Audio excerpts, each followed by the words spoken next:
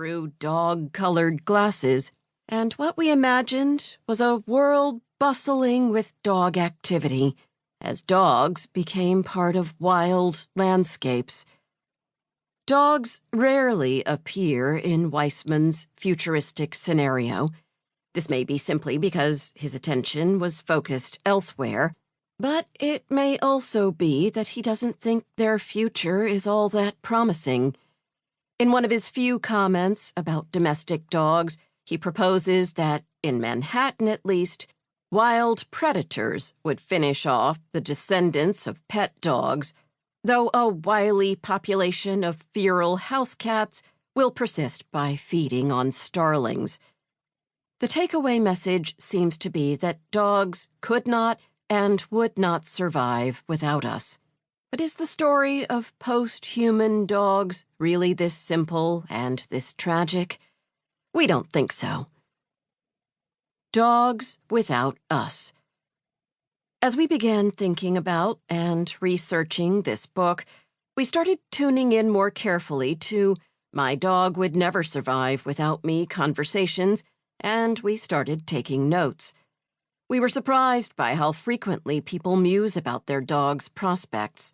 We asked friends and strangers what they thought would happen, not just to their own dog, but also to dogs in general if humans were to disappear. Despite some tut-tutting about the hopelessly unwild behavior of their particular dog, many people gave dogs, in general, a fighting chance. Here are some of the responses. Dogs would be totally screwed. Dogs would be fine. They don't really need us all that much. Border Collies and German Shepherds would do great, but Chihuahuas don't have a chance in hell. Small dogs would do better because they tend to be feistier and more tenacious than big dogs. Clearly, large dogs would have the advantage because they will be able to protect themselves. Dogs would eventually all be medium-sized. Dogs would go back to being wolves. Dogs would become like the dingoes in Australia. Dogs with wild skills would do better than totally pampered pets. They'd learn to survive, even if conditions were bad. Look at the dogs living in the Chernobyl dead zone. The answers were all over the board, but there were some recurring themes.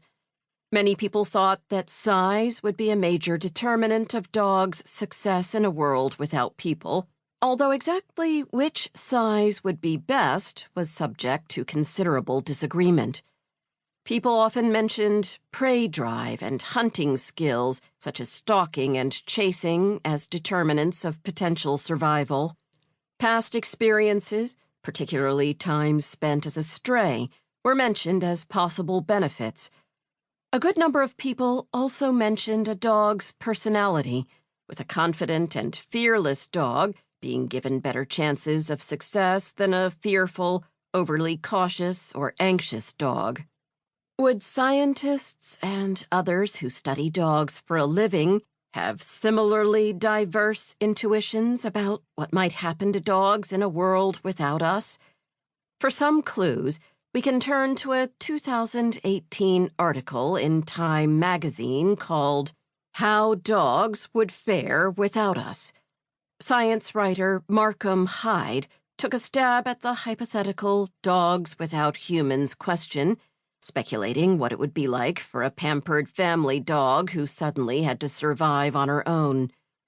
Although in Hyde's estimation, cats are self-reliant and skilled enough to survive without people, many dogs appear ill-equipped to outcompete other large mammals for food and resources. Is it possible, he asks, that after millennia of domestication, the entire species may have lost its ability to live independently? Hyde asked several experts to reflect on this question. Their responses offer some initial scientific speculations about whether dogs would survive and preview some of the key themes we'll be exploring in this book. Most of the experts gave dogs a decent shot at post-human survival, Although they disagreed about the details of which types of dog would... To keep listening to this audiobook, I've left you a link in the description so you can do it, at no cost thanks to Audible's 30-day free trial.